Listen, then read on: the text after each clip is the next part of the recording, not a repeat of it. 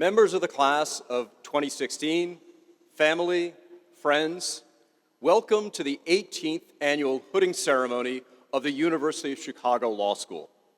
Today, sit down, by the way.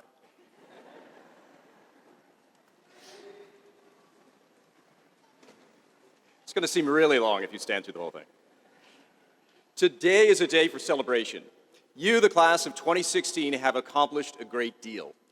Most of you came to this law school 3 years ago for your first class, and you may remember approaching that first class with a sense of excitement, curiosity, even trepidation.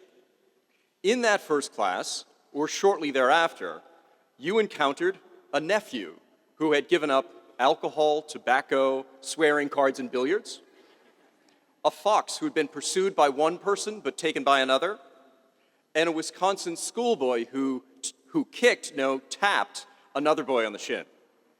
Your encounters with these characters and many others were then the focus of your intense mental energies and perhaps were sources of confusion, even anxiety.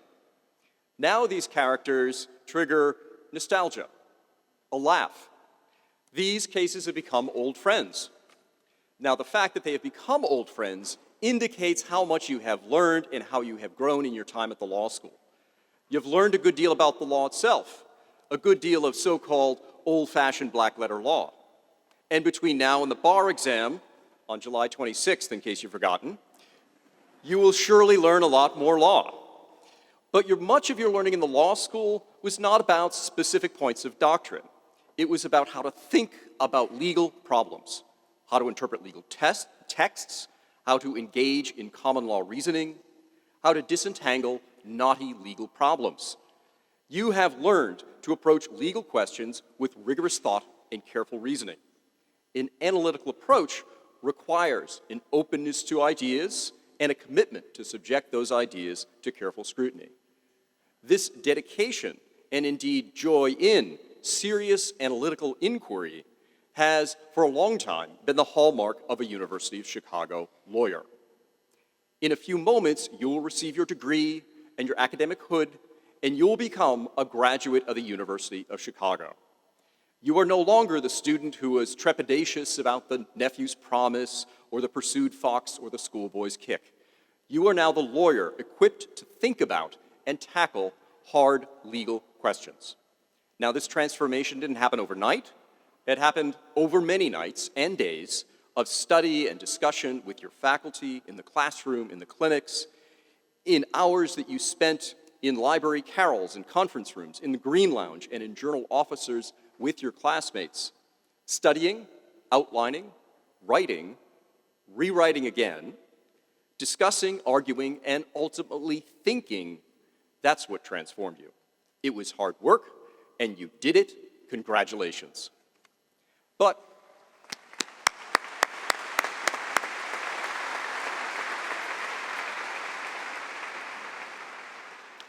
you didn't do it alone. It's worth remembering two groups of people who helped you. First, I imagine most of you had the support of family and friends. Sometimes family and friends helped in very tangible ways. Maybe they sent you mittens when the weather got cold. Maybe they sent you cookies as the deadline for the brief approached. Maybe they paid the tuition bill. They also helped you in intangible ways. They cheered you up when you thought you wouldn't ever finish law school because you were so frustrated by the questions about that fox. They gave you a rest when the sheer hard work of law school left you just plain tired. And they were a patient ear when you were so excited by what you were learning that you couldn't stop talking about that fox, even though it wasn't so interesting to them. In tangible and in intangible ways, they helped you get here. When they congratulate you this afternoon, remember to thank them. And it's also worth remembering a second group who helped you here today. They're sitting all around you, your classmates. At times, they helped you in very direct ways. Perhaps they worked side by side with you in the clinic in drafting a motion. Perhaps they were your partner in the moot court competition. At other times, they helped you in less direct ways. They gave an answer on a cold call that was so great, you took notes on it, and it helped you understand the material better. Or they asked a question that was so insightful, you wished you had thought of it. You may have noticed that our serious analytical inquiry at the University of Chicago is not a solo enterprise. It's a collective endeavor, a form of joint production. Your classmates helped you get here, and you helped them get here. So here you are, through your hard work, your supportive family and friends, the help of your classmates, and maybe a little input from the faculty, you're about to graduate. You're about to have University of Chicago lawyer forever associated with your professional life. Although you leave us physically, your association with the law school will be permanent. This is what you wanted by enrolling here. This is what we wanted by admitting you. Together, we will make the best of this permanent mutual association. The faculty stands ready to do its part to ensure that the hallmark of the University of Chicago lawyer continues to be dedication in and joy of serious analytical inquiry. When the LLM class of 2017 and the JD class of 2019 matriculate in the fall, we will introduce them, just as we did for you, to the Fox and the Nephew and the Schoolboys Kick. But now you must do your part to maintain what it means to be a University of Chicago lawyer. Most people's impression of the law school comes not from the faculty, but from encountering one of our graduates and observing their professionalism and the quality of the work that they do. Now that you graduate, you will help shape what it means to be a University of Chicago lawyer. Your careers may take many paths: clerkships, government service, public interest, big law, small law, or leaving the practice of law altogether for business or some grand adventure. All of these paths are worthwhile.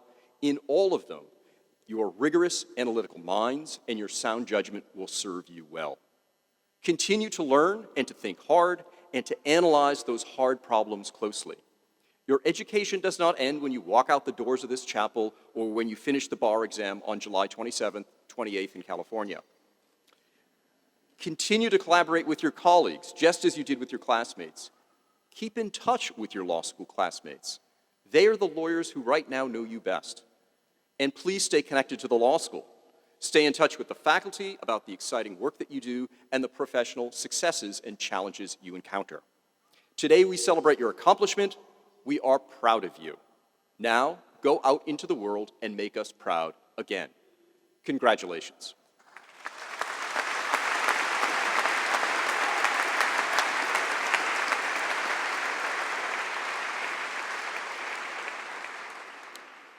It's now my pleasure to introduce the Commissioner of the National Basketball Association and a member of the law school class of 1988, Adam Silver. Like many of our graduates, Adam began his legal career by serving as a judicial clerk and working for a law firm. He joined the NBA in 1992, working in a variety of interesting positions, including more than 8 years as president and COO of NBA Entertainment, before serving as deputy commissioner and chief operating officer. On February 1st, 2014, Adam was unanimously elected NBA Commissioner by the NBA Board of Governors. He presides over a league that is a global leader in social responsibility, a model for international sports marketing, and one of the largest providers of sports programming in the world. He is dedicated to increasing transparency, leading with integrity, and inspiring youth to live healthy lifestyles through basketball. Adam's career is a testament to the impact of the University of Chicago Law School and the impact that education can have. He has said that his law school training helped him when he was dealing with wide-ranging issues and decisions. And I quote him, "The law school taught me to take complex and often contradictory information in any given area, to focus on the fundamental issues, and to formulate a principled response." I had the pleasure of getting to know Adam over the past year. He is warm, responsive, and incredibly generous with his time, as is evidenced by the fact that he was willing to come here to Chicago to speak to you in the middle of the NBA Finals. And I want to share with you a brief anecdote. Yes.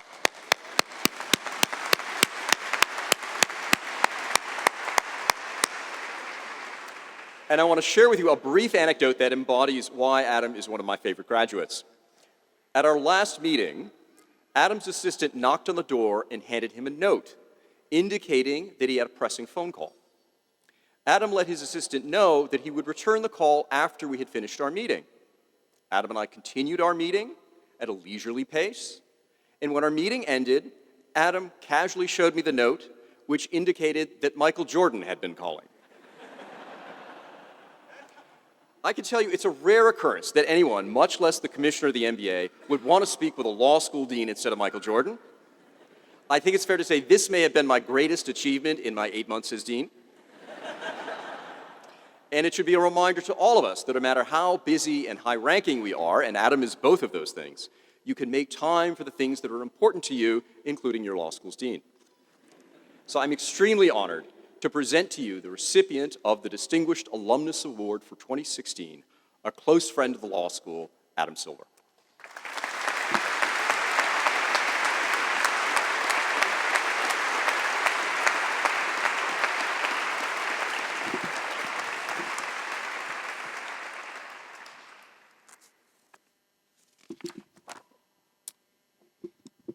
Thank you, Dean Miles, fellow alumni, and distinguished guests. Most importantly, congratulations to you, the graduates, and your families.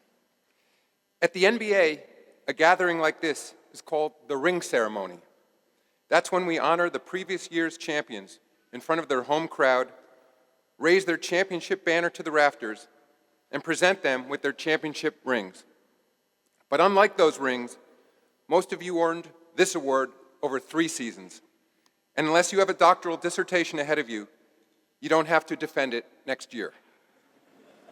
More importantly, this ceremony celebrates the achievement of a proficiency that is taught at this law school will only improve over time, and one that you can continue to practice and perfect for your entire life.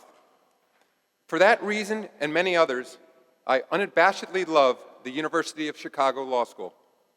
Some of my best friends today are the ones I met here, and I proudly served on the visiting board of the law school for many years under Deans Levmore and Schill.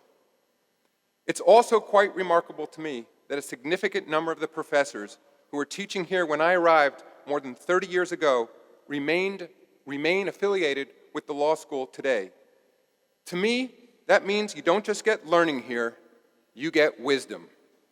Your soon-to-be fellow alumni have shaped and continue to shape critical industries like government and politics, academia and business, journalism, and the arts. As you prepare to join them, I thought I would take this opportunity to discuss an area that is both my profession and my passion. That is the relationship among sports, society, and the law. Sports are, in many ways, a microcosm of society. At its best, sports are a model for society as we wish it to be, egalitarian, progressive, inclusive, and governed by the rule of law. And sports are a way of connecting disparate people and nations whose only common bond may be a passion for athletics and games. So given my current job, I'll begin today exactly where you'd expect me to, with ping pong. When I was about 9 years old, the Chinese government famously welcomed a group of American ping pong players to the Chinese mainland, where ping pong had long been one of the most popular sports. The U.S. players held exhibition matches with their hosts, toured the Great Wall, spent time with Chinese students and factory workers, and attended a famous ballet. At the time, it was a huge global story. Why? Because these athletes were the first Americans to officially visit China in 23 years. And what they achieved was a warming of relationships that led, a few months later, to President Nixon's historic trip to China to meet with Chairman Mao, and ultimately to the reopening of diplomatic relations between the U.S. and China. Ping pong diplomacy, it was called at the time. President Nixon later observed, "I had never expected that the China initiative would come to fruition in the form of a ping pong team." Through sports and efforts like these, we can build cultural and political bridges and break down barriers that separate people. Let me share an example from my time at the NBA.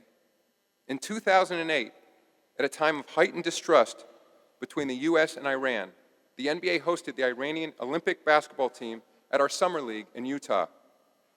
While the U.S. had no official diplomatic relations with Iran, as part of what the State Department refers to as people-to-people exchanges, I led a delegation of U.S. sports executives and elected officials to Salt Lake City, where we greeted the Iranian team, none of whom had ever been to the United States.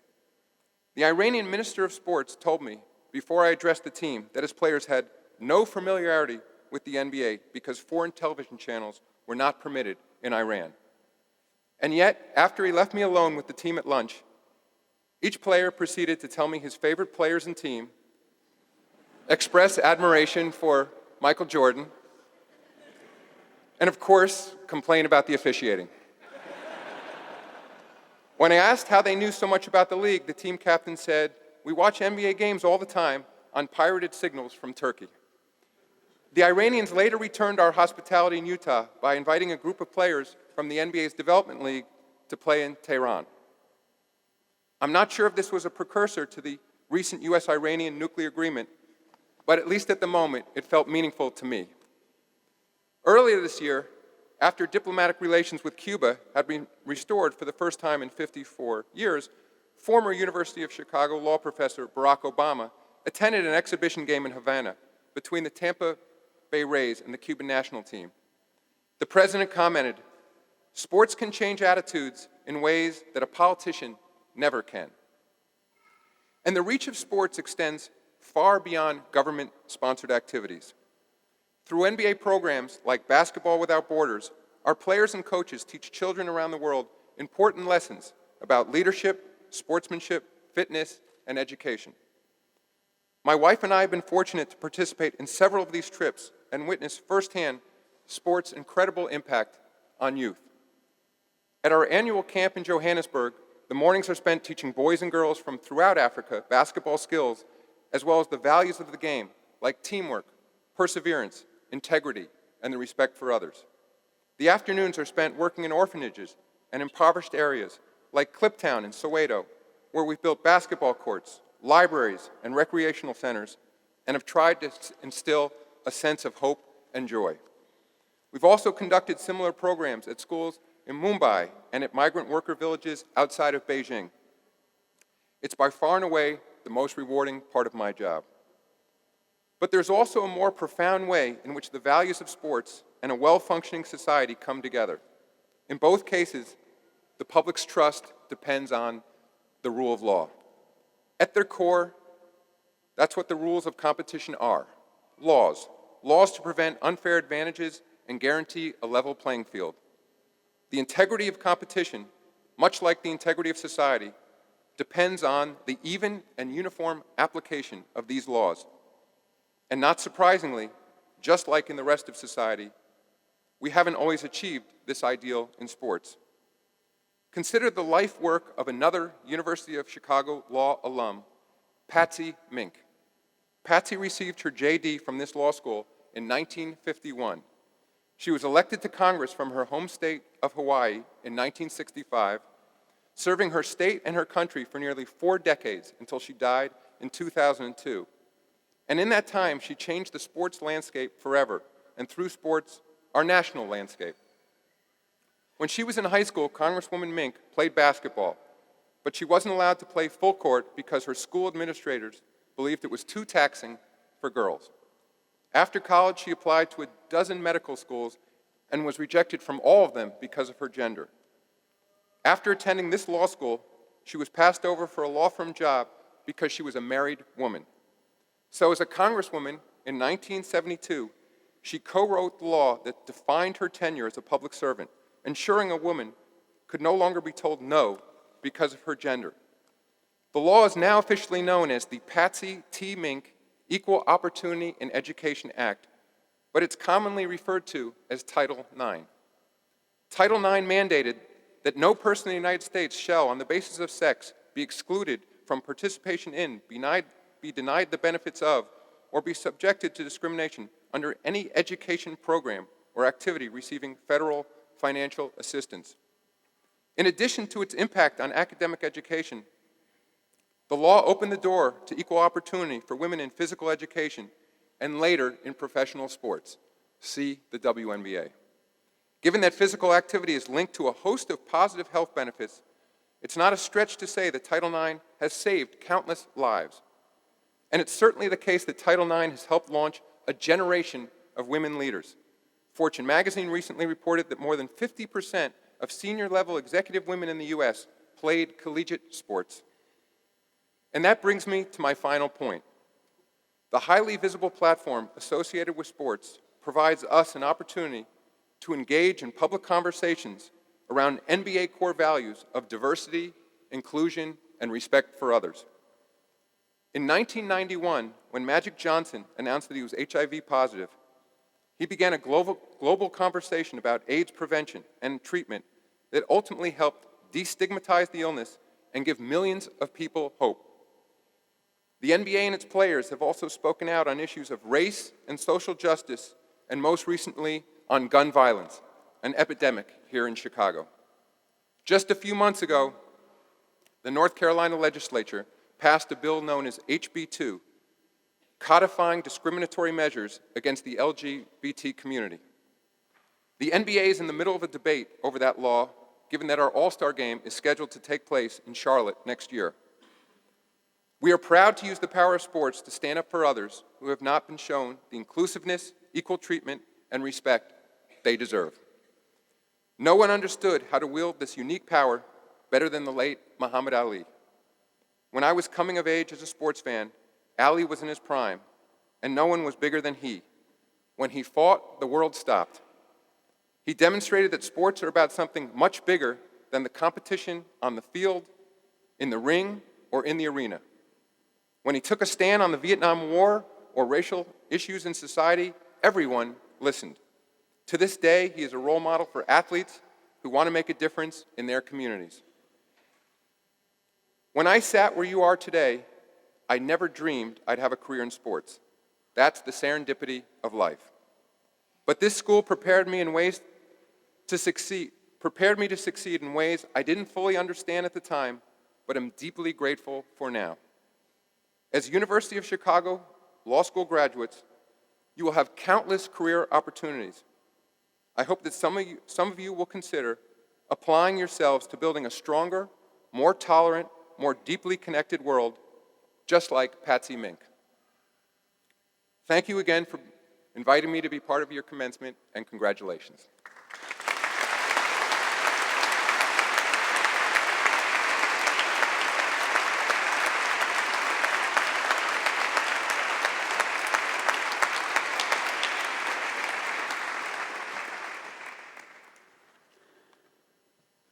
Thank you very much, Adam. It's now my enormous honor and pleasure to introduce to you our faculty speaker, Professor Emily Buss. Professor Buss is the Mark and Barbara Freed Professor of Law and one of the nation's leading authorities on how the law affects children. Professor Buss graduated from Yale Law School, after which she clerked for Judge Lewis Pollack on the Eastern District of Pennsylvania, and then for Justice Harry Blackmun on the U.S. Supreme Court. Prior to joining the law school faculty, Professor Buss worked in the Child Advocacy Unit of the Maryland Legal Aid Bureau, and then worked at the Juvenile Law Center in Philadelphia, where she served as their deputy director.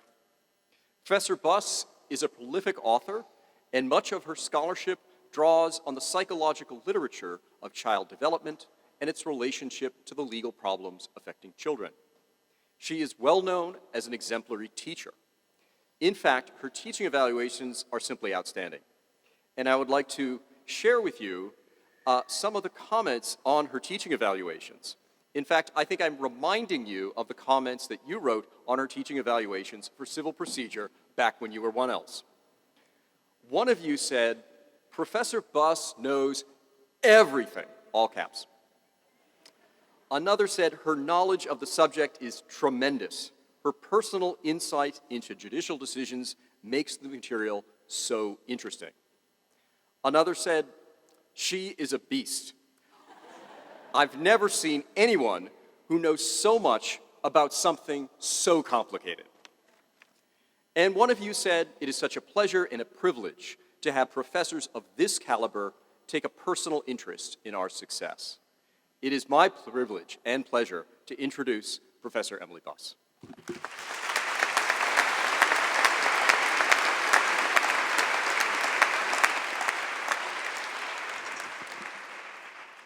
Thank you, Tom, and greetings, class of 2016, family, and friends. I'd like to begin by allowing myself two brief indulgences. First, I want to take a moment to get a good last look at all of you. I have a very good view. For the last 3 years, you have made the law school your law school. But in a little while, you will process out of Rockefeller Chapel, cross the Midway, share some sandwiches and cookies with your loved ones, and then you will walk out of the law school into the rest of your lives. It is as it should be, but we will miss you. As a second indulgence, I want to take a good look at all those who sit behind you, around you, and even above you. Your friends and family, most of whom we have never met, but all of whom we have come to know through you, the children they have raised, the friends, partners, and spouses they have supported. It is a great privilege to speak to you today. As your faculty speaker, I get to have the last word. I get to put the finishing touches on your legal education. I want to make sure you leave us today with the education we have intended for you, and you will carry it with you wherever your law degrees take you. As you will recall, we told you a very long 3 years ago that our primary aim was not to fill your heads with information about law. You have Barbary for that. But rather to teach you a new way of thinking about law, to be sure, but frankly, about everything. And while that might have sounded rather peculiar in your first weeks of law school, you all, I hope, now know what we meant.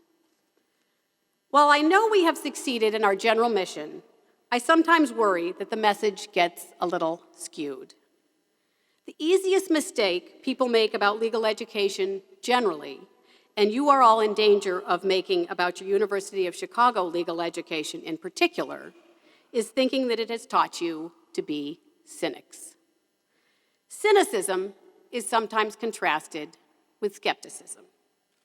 Applying this contrast to your unique experience at the University of Chicago Law School, I hope to ensure that we send you off fully hooded, muscularly skeptical graduates without cynicism. Let me tell you what I mean by cynicism and skepticism. Cynicism, as I'm using the word, is an inclination to believe the worst, particularly about human motives and integrity. The term is also used more generally to describe an inclination to take an immediate negative view. Skepticism, in contrast, is an attitude of doubting the truth about something, an approach that looks to the evidence and demands strong proof before reaching conclusions.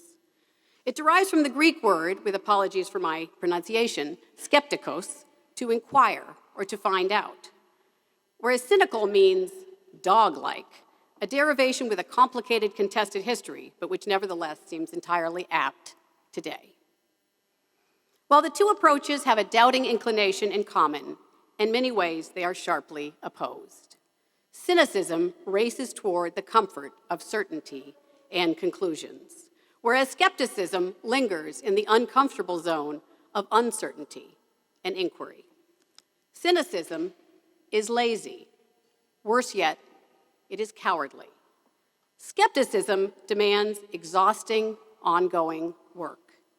And yes, living in the world of the skeptic demands a certain courage because it requires you to resist the conventional wisdom without the protection of a sneer. The special seductive attraction of cynicism for you all is that it offers the quickest path to looking smart. For whatever reason, being derisive and dismissive scores IQ points in our interactions, both professional and personal. We first discovered the power of the smirk sometime in middle school, and it's a technique most of us keep within too easy reach. The problem with the approach is not simply that it is not nice, which is something that we should care about as well. Rather, the hazard of cynicism that pertains directly to your legal education is that it stands in the way of the pursuit of understanding, a pursuit that is the lifelong project of the skeptic. So, my simple message, do not leave here as cynics. Leave here as the courageous, uncertain, truth-seeking skeptics we have trained you to be. The distinction between cynicism and skepticism, as I've defined the terms, can readily be applied to many aspects of your education and to your future work as lawyers. In my brief remaining time up here, I will give you a taste of what I have in mind by applying the distinction to three things you surely associate with the University of Chicago education: law and economics, the fairness argument taboo, and OCI, which for those of you not up on your law school jargon, stands for on-campus interviewing for law firm jobs. First, law and economics. Many of you came to the University of Chicago for its exceptional expertise in law and economics. Many others of you came to embrace the economic analysis of law while you were here. Others still found the approach alienating, or at least incomplete. Perhaps it did not cover as much ground with as much power for you as it seemed to for some of your classmates and for some of your professors. The legitimate worry of the theory's detractors is that law and economics can formalize a cynical approach to the development of law. But at its best, the approach enables skeptical thought.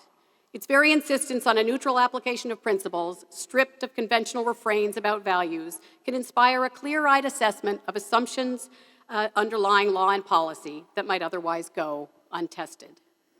I hope you all leave here with great respect for such a powerful intellectual tool, but also a mature resistance to any simple-minded notion about how far it can take you in your development into wise and competent lawyers.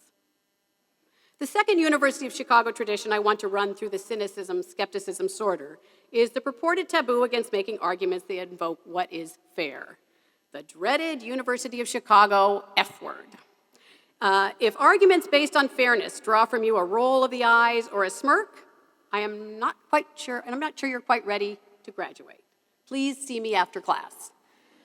If, on the other hand, you recognize that arguing for what is fair is only a starting point, and that the hard work lies in articulating what fairness means, and, harder still, convincing others who did not start in the same place that you did that you are right, then congratulations, you are ready to roll up your sleeves and get to work. To be cynical about the importance of fairness and justice to law is unworthy of your University of Chicago Law School education. To be skeptical about easy and unanalyzed equations of what I already believe and what is fair is essential if you want to have any hope of actually helping to achieve a fairer and more just world. Finally, your process of searching for a job and deciding what kind of a lawyer you wanted to be. Some of you broke the path and pursued alternatives in public service, international careers, or in business. Most of you went through the OCA process and are headed for firms. I hope none of you have any cynicism about your own choices or about those of your classmates. Being well-trained skeptics, you should know how little any of you know yet about the shape your careers will take.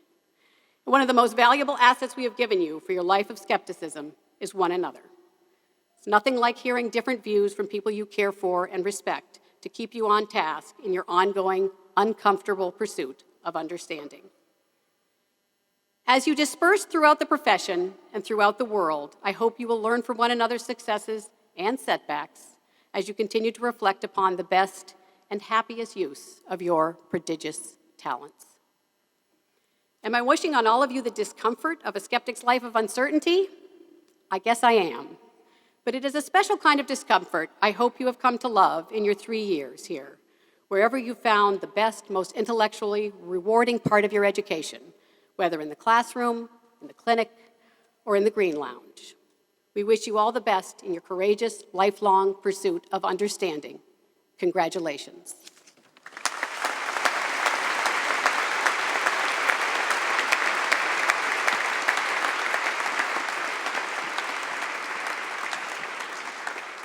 Thank you, Professor Buss.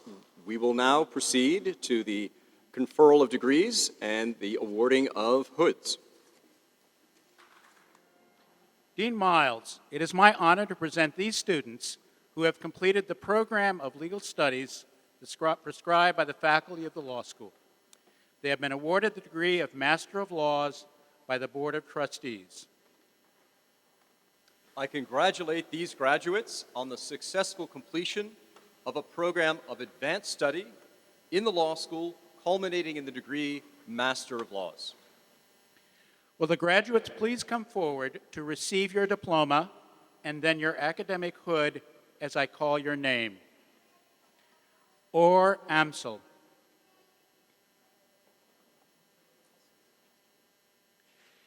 Ignacio Arroyo Paredes. Carlos Ignacio Aboledo Suarez.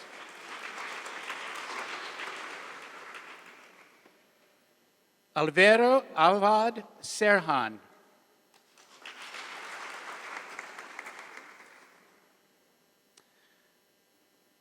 Javier Lucis Balbontin Harsem. Dominic Brown.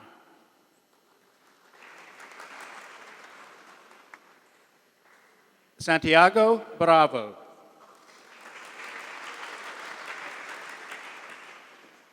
Bion Sentna. Sophie Sin Chan.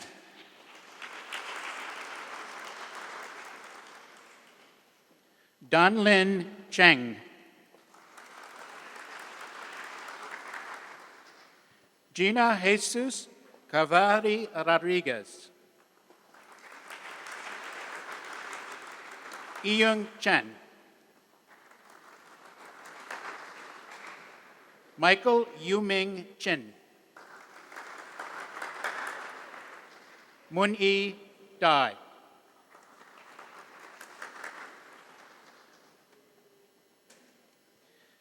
Gabriela del Almeida Figuedas.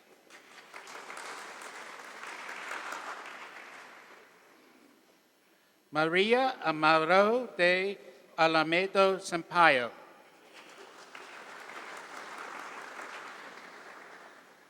Andrion de Leu.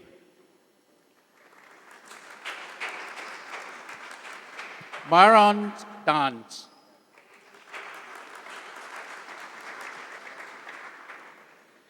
Virginia del Pozo Espinosa de los Monteros.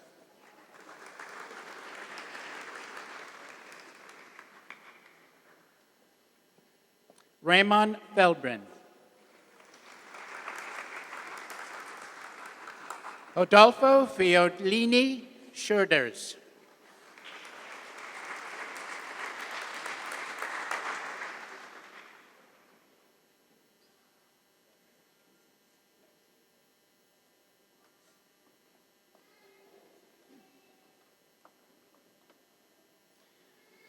Melissa Garcia Blages de Abreu e Silva.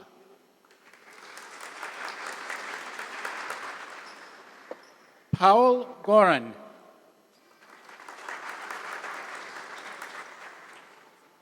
Upasana Gupta.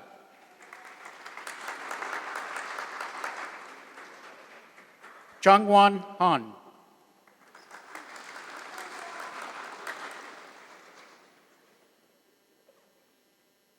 Dajo Han.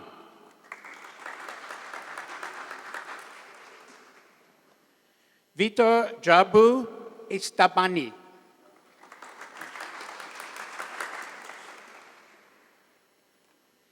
Kunihiro Kawasaki.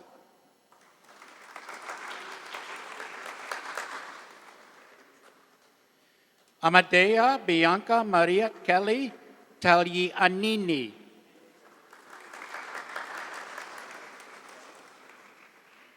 Taiyan Kim.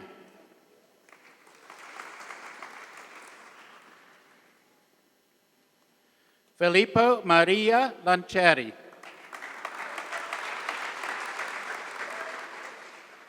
William Gary Lane.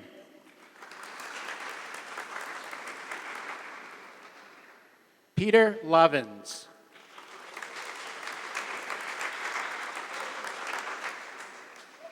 Alexandre Leal Ribeiro Beach. Reynard Stefan L. Less. Yanying Liu. Erna Carolini Martins Frizo.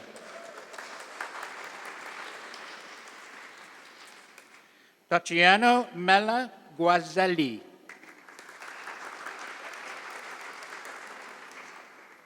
Anna Melnichuk. Elias Mendoza Morgia.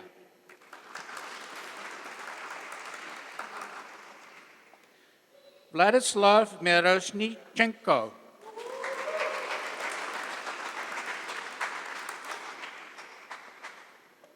Tomio Muzutani.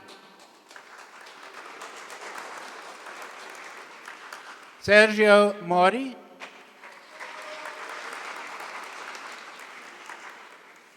Pablo Cesar Mori Breganti.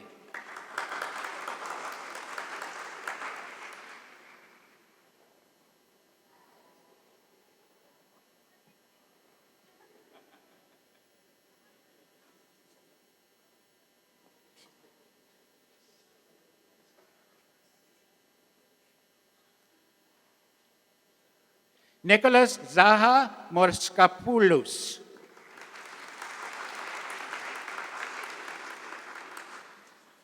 Hannah Jane Musgrave.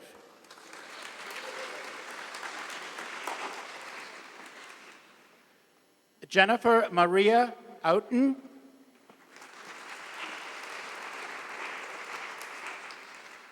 Jose Alejandro Pardo Donoso.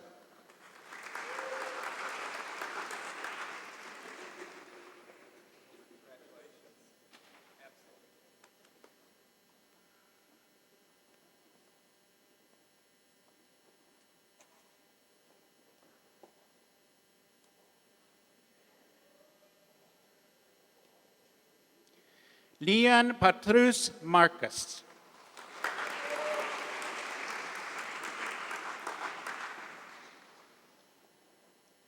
Adriana Perez Cavellos.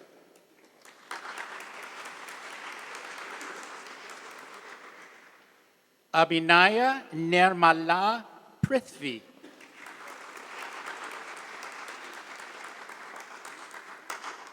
Tatiana Worobchek.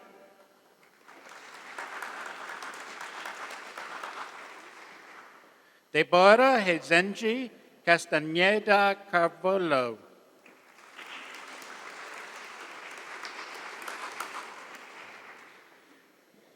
João Carlos Ribeiro Arebezaza.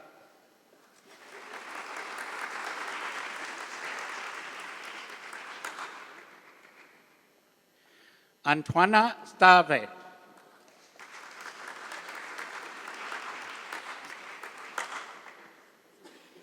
Evenji Serta Ostrovsky.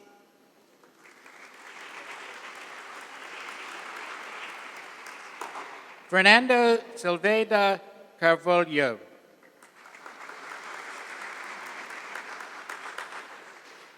Mattia Soldan.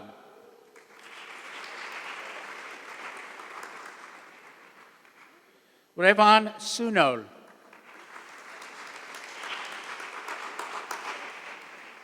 Kimi Suzuki.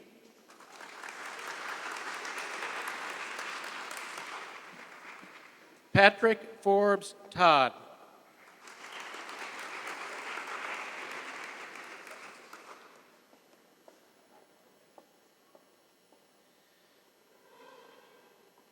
Javier Ondugrana Ochagavia.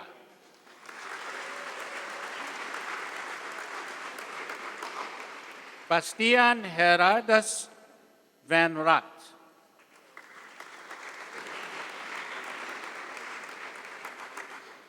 Carlo Rudolph von Honstein.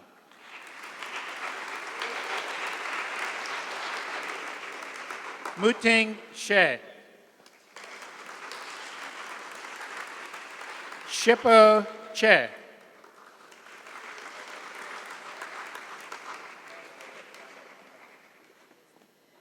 Koichiro Yamarua.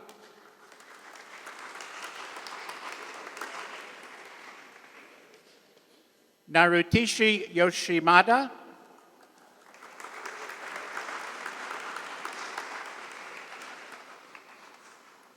Tuan Cho.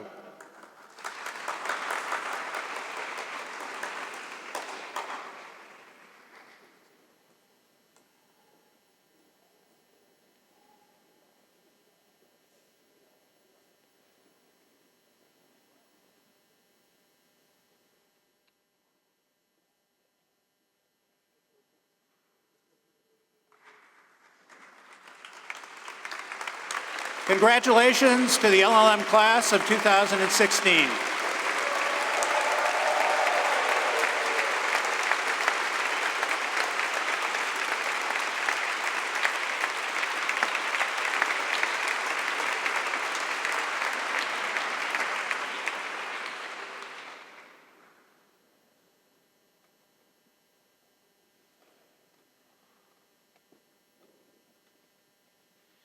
Dean Miles, each of the students I now present has attained scholarly distinction in advanced studies and has prepared a dissertation which contributes to knowledge in a particular field of research. On behalf of the faculty of the law school, I have the honor to present the recipients of the degree of Doctor of Jurisprudence as conferred by the Board of Trustees. I congratulate these graduates on the successful completion of a program of advanced study in the law school, culminating in the degree Doctor of Jurisprudence. Will the graduates please come forward to receive your diploma and then your academic hood as I call your name. Adriana Garcia Garcia. Adriana is being hooded by her husband, Jose Alejandro Masquero Gonzalez, a classmate in the law school LLM class of 2010.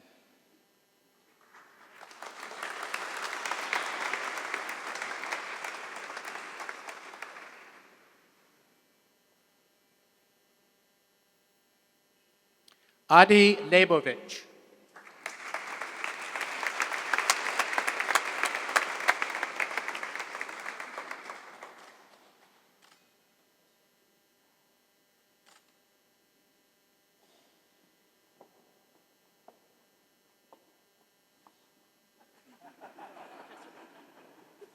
Congratulations to the JSD class of 2016.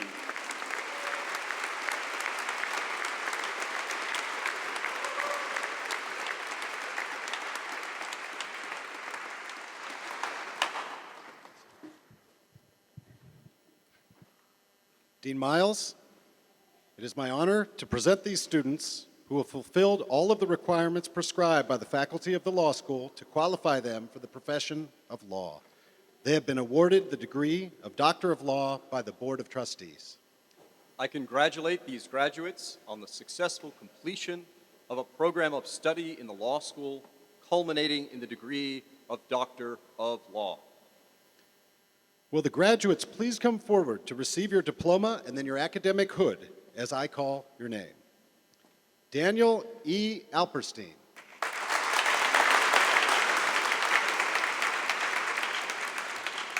Daniel is being hooded by his mother, Sandra Strassman Alperstein, a member of the law school class of 1990.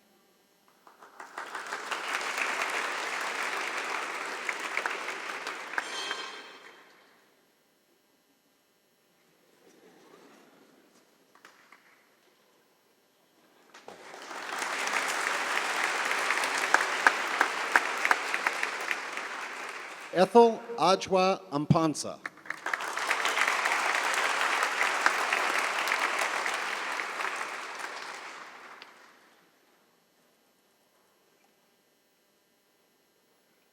Lucas J. Artais.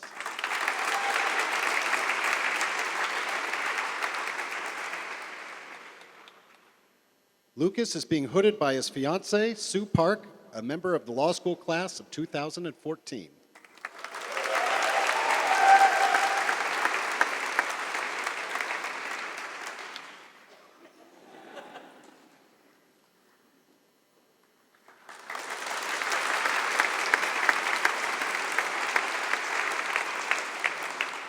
Haley A. Barton.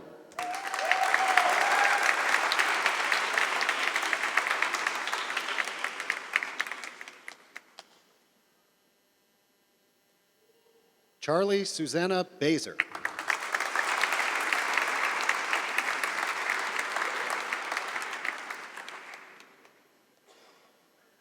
Katie Danielle Bass.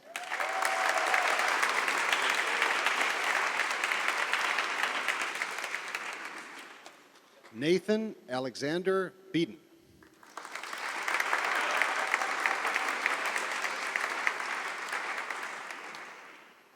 Lauren Nicole Beebe.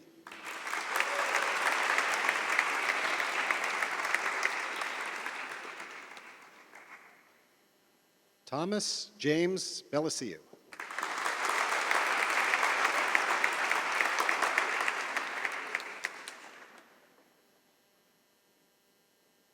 Samantha Lauren Berkovitz.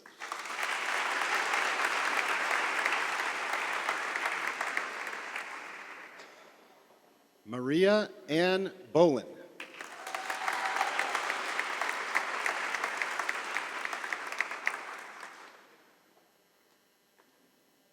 Vanessa Marie Brown.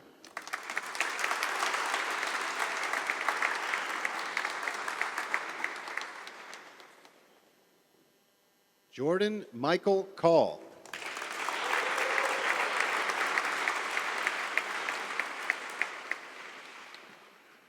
Rebecca B. Canary King.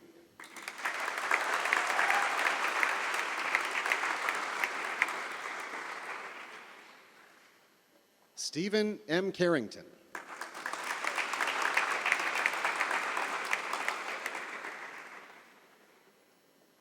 Tyler Joseph Cerami.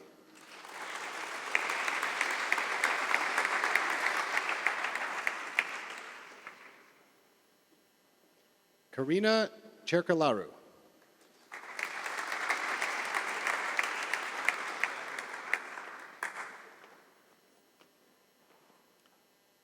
Zachary R. Clark.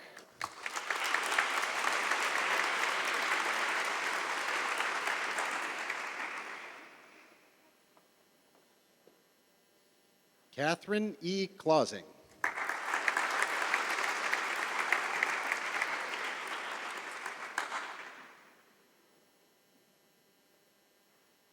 Jamie Lynn Cohn.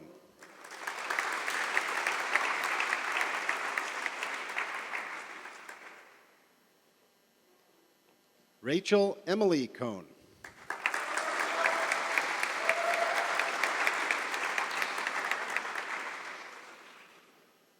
Olivia Stidham Colville.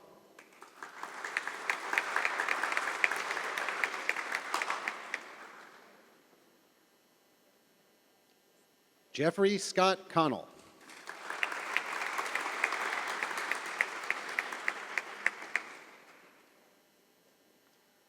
Michael Alexander Connors.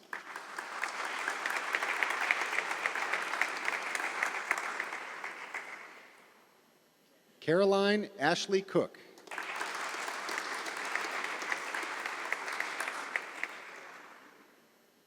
Hannah Lichtig Cook.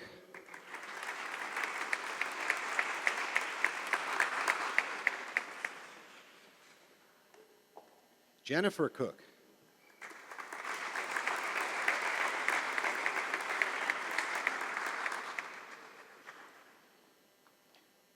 Cornelius William Cornelson.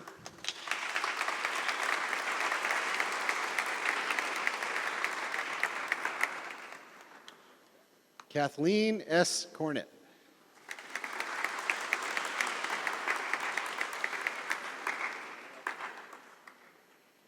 Amber Elise Cruz.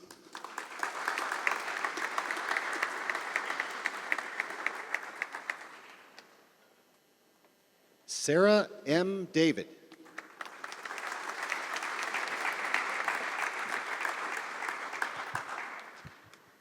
Adam Z. Decker.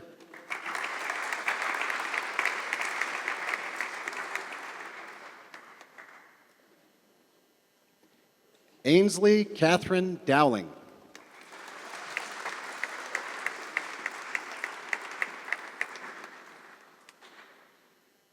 Mara Rose Kennelly Easterbrook.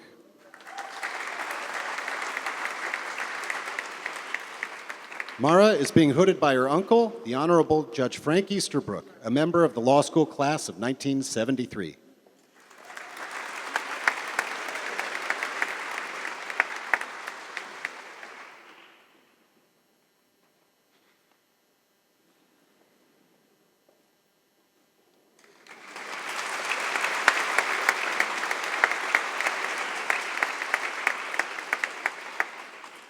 Brittany Elizabeth Ellenberg.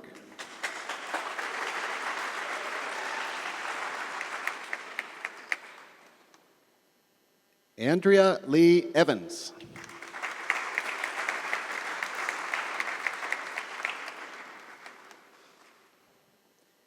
Eli Layden Evans.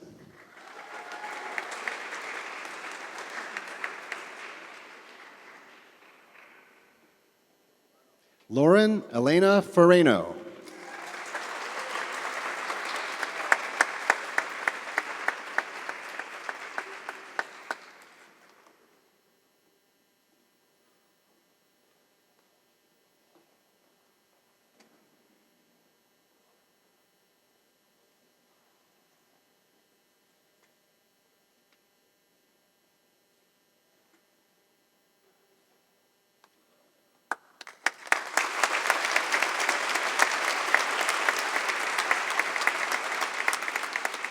Peter Alfredo Fernandez.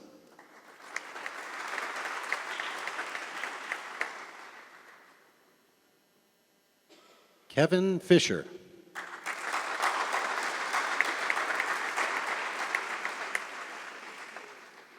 Kurt Fowler.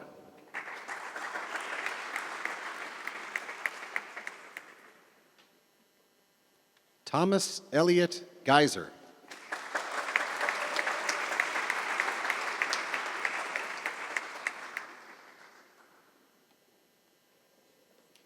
Kayla Gaman.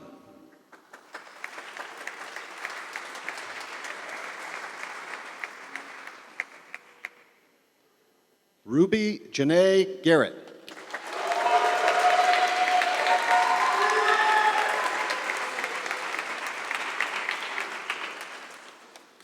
Catherine Elizabeth Goss.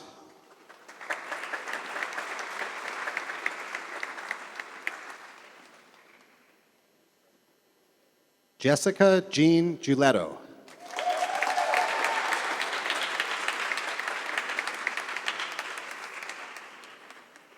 Michael Luis Gomez.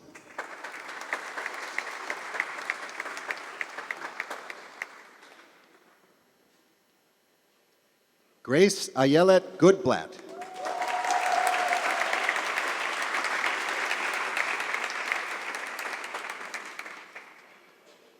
Jeremy M. Green.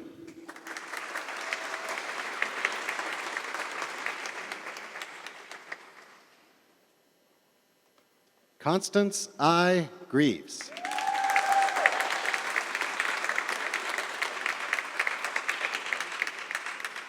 Alexander Jules Gross.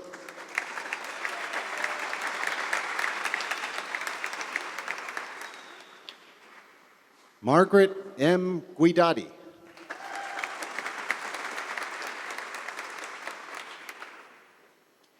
William Roger Hallaby III.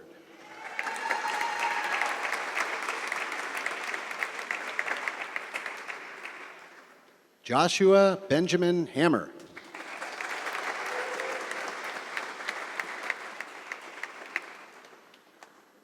Charles Edward Harrison, Jr.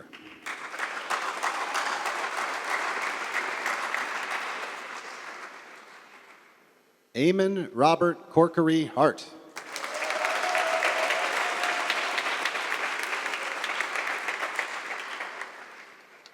Darrell D'Angelo Hayes.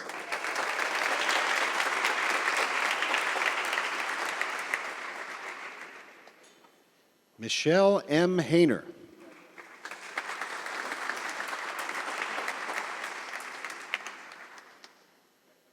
Michael Tyler Heckman.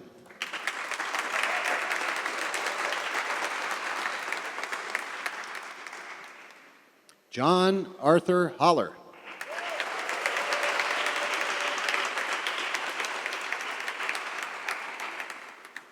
John is being hooded by his father, Steve Holler, a member of the law school class of 1990.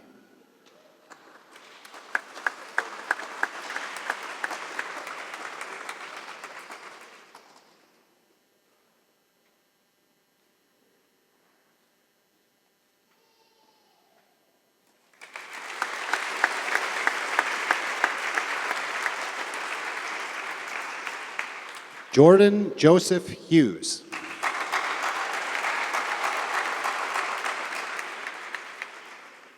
Samuel Jahangir.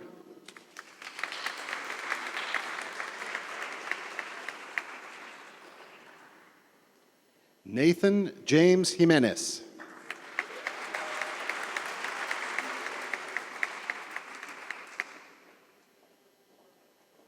William M. Johnson.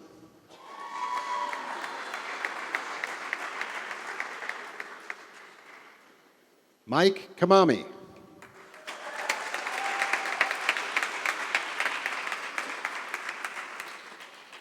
Jason Robert Cass.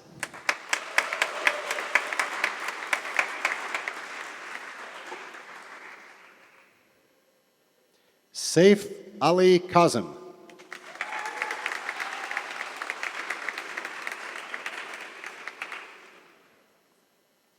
Michael Patrick Kenstowitz.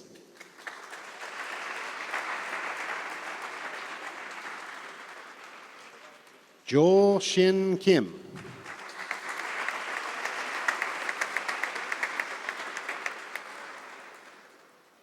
Kathleen V. Kinsella.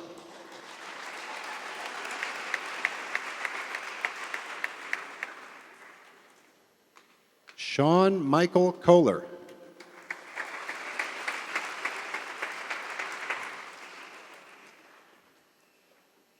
Brock H. Laney.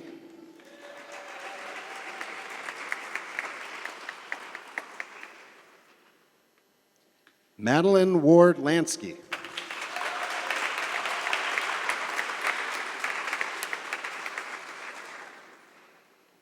William Michael Larson.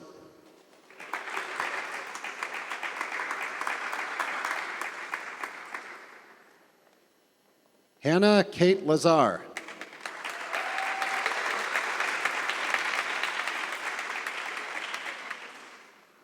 Sang Hun Lee.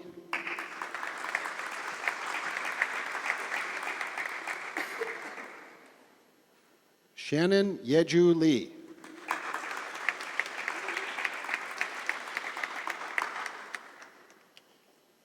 Maxwell D. Lesser.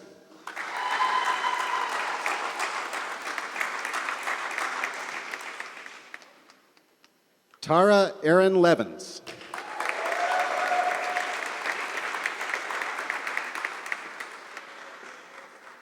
Bryant P. Lynn.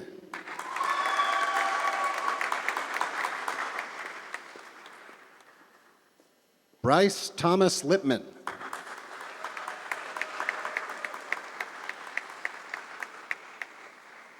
Michael Joseph Lockman.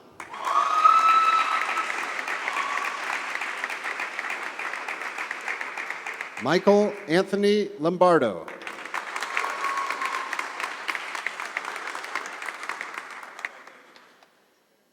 Max H. Looper.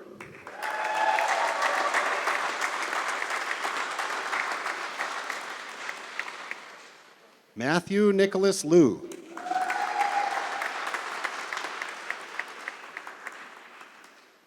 Evan P. Moss.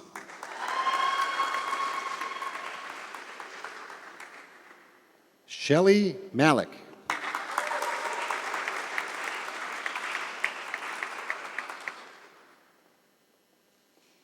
Carolyn Peebles Malone.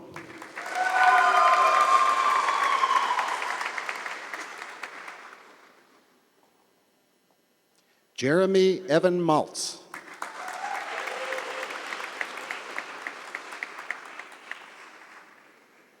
Matthew C. Marthaler.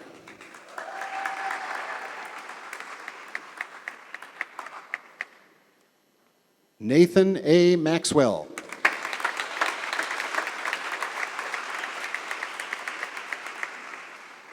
Jacqueline R. McPeak.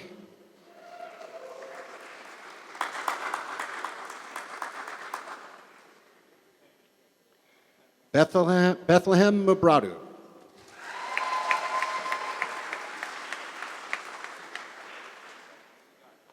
April Marie Medley.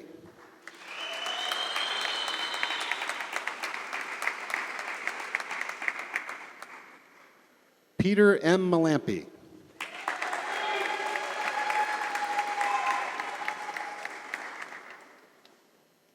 Elise Rose Meyer.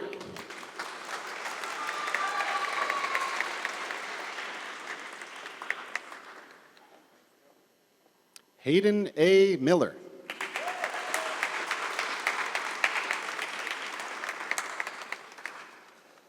Elena Christine Moreno.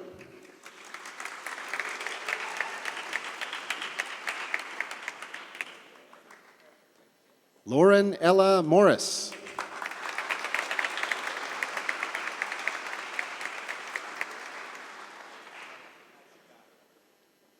Elizabeth Knowles Muirhead.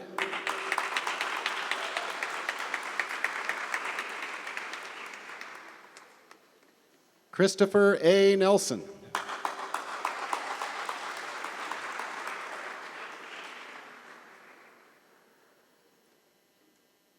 Susan O'Brien.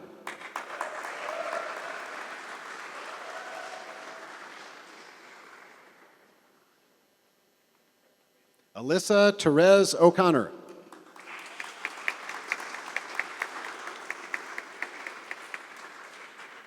Kevin R. Oliver.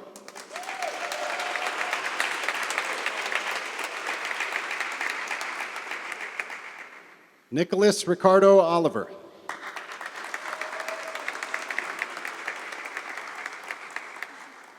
Alex Owen.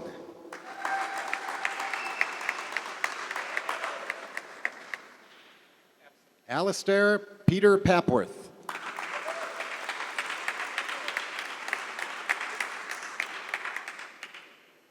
Eugene Y. Park.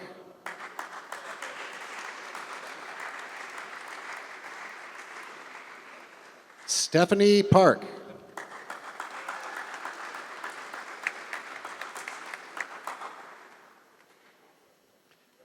Braden J. Parker.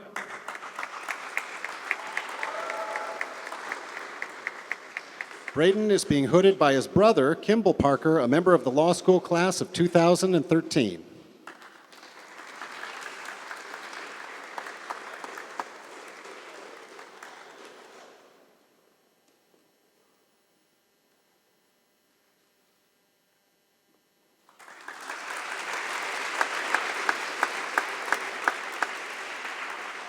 Devin Parmar.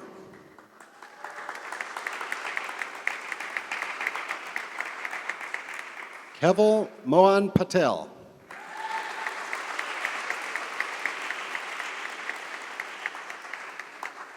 Riley McDonald Paul.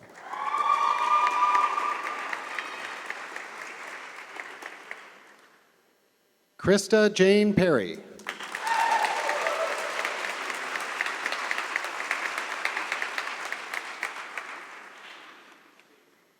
Brian Flom.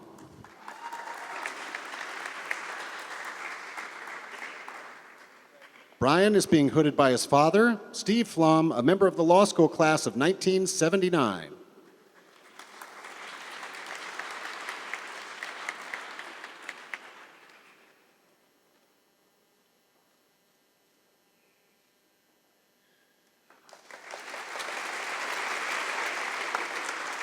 Jacob Matthew Phillips.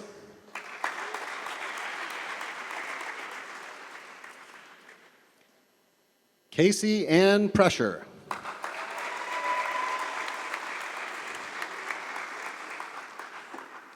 Caitlin Pervin Dunn.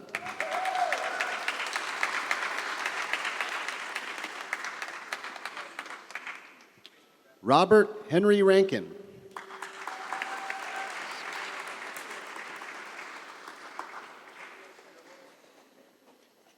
Sonal Chetan Rao.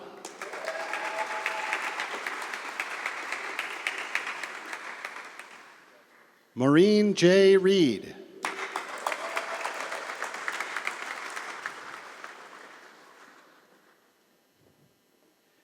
Carice D. Rule.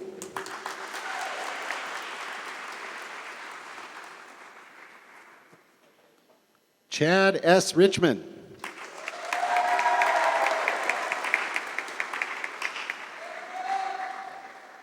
Jacob Lauren Ryerson.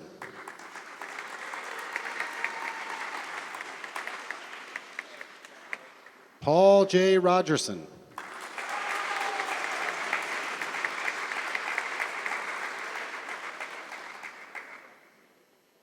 Adrian Kari Rosenbluth.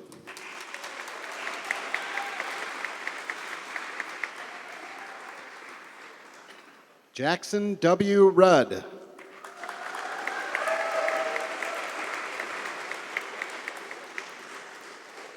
Samuel Rudick.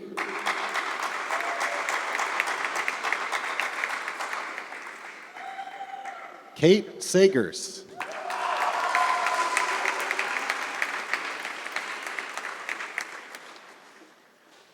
Peter Nagy Salib.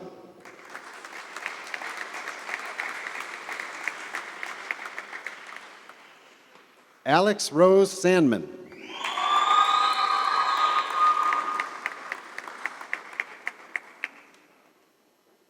Robert Santos Sandoval.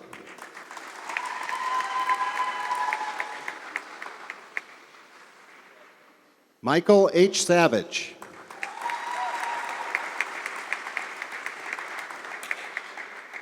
Zachary M. Schmitz.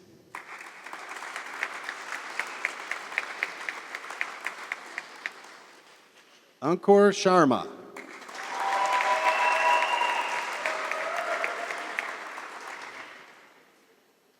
Bo Fitzpatrick Shaw.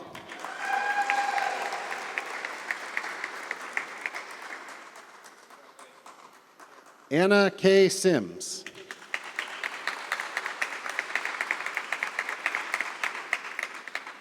Victoria F. Smallwood.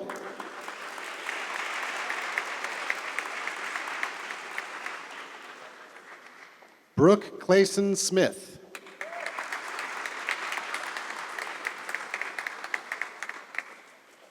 William B. Snyderwine.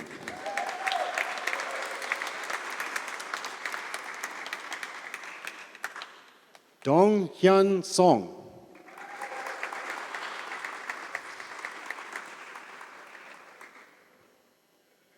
Stephanie B. Spyro.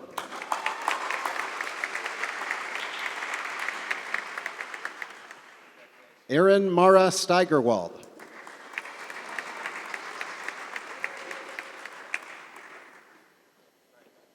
Claire Florence Steinberg.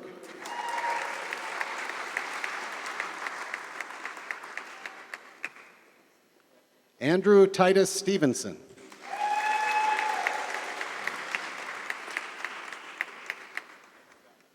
Andrew C. Sullivan.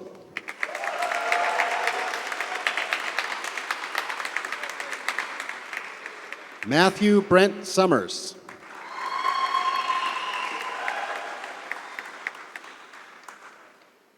David Kenneth Suska.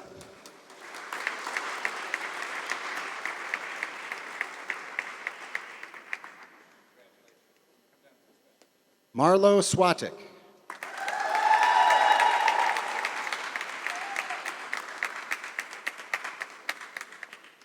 Matthew M. Swift.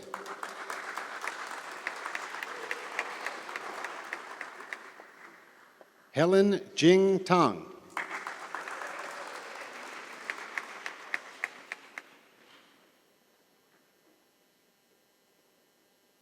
Bogdan Y. Tereshchenko.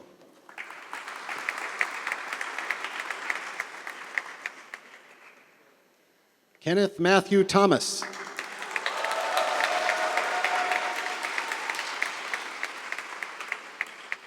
Michael M. Tresnowski.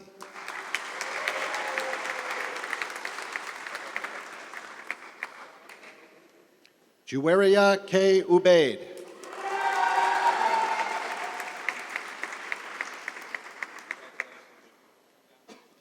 Kevin Allen Euler.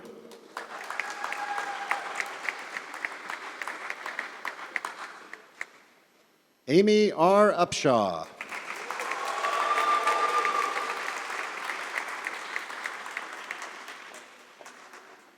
Margaret Allison Upshaw.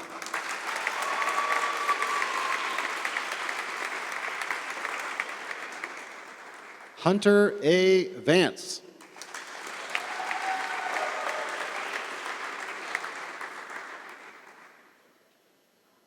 Neil K. Vora.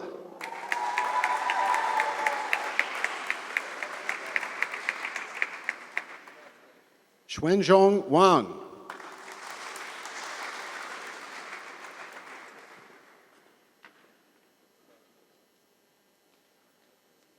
Adam J. Wiener.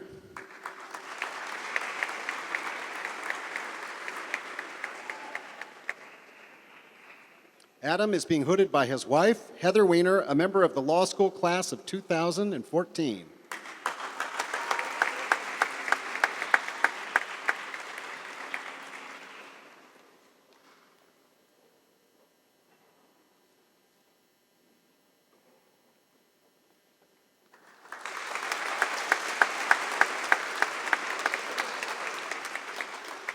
John C. White.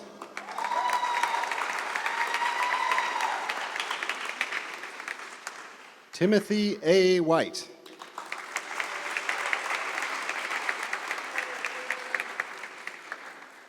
Sarah Elizabeth Wilbanks.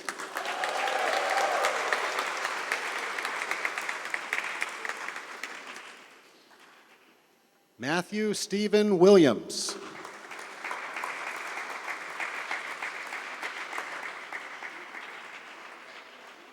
Allison Jennifer Wirtz.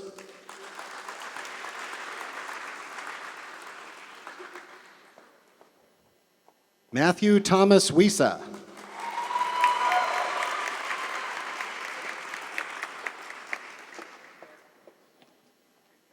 Carolyn A. Wong.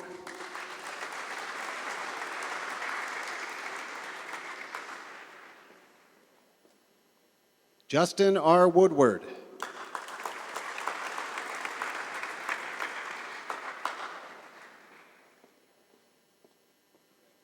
Melissa Wu.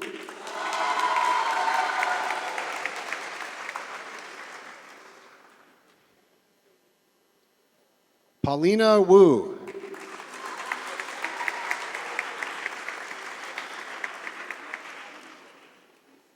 Ruoshi Wu.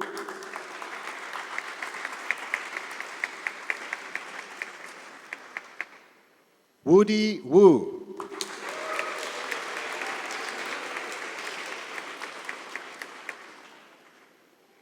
Mengfei Xie.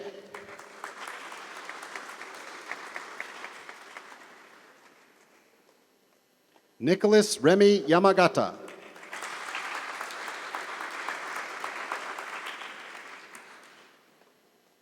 Michael Hao Yan.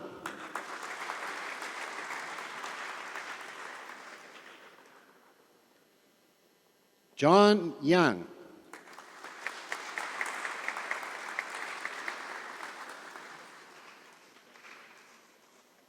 Audrey Young.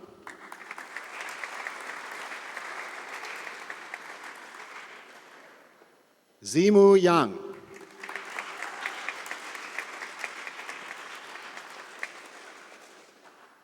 Morgan Elizabeth Yates.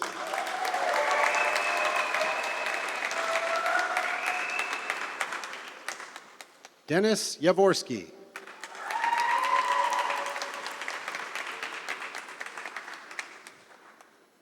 Su Jung Yoon.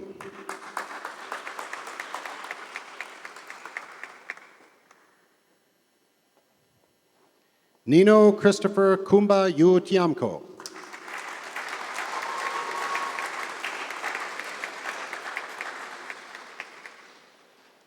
Michael Francis Zarcaro.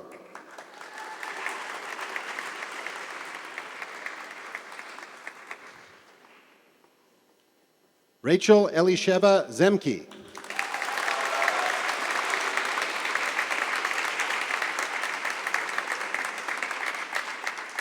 Ryan J. Zielinski.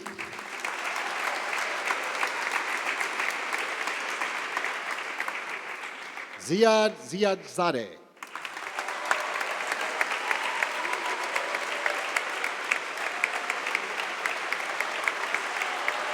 Congratulations to the JD class of 2016.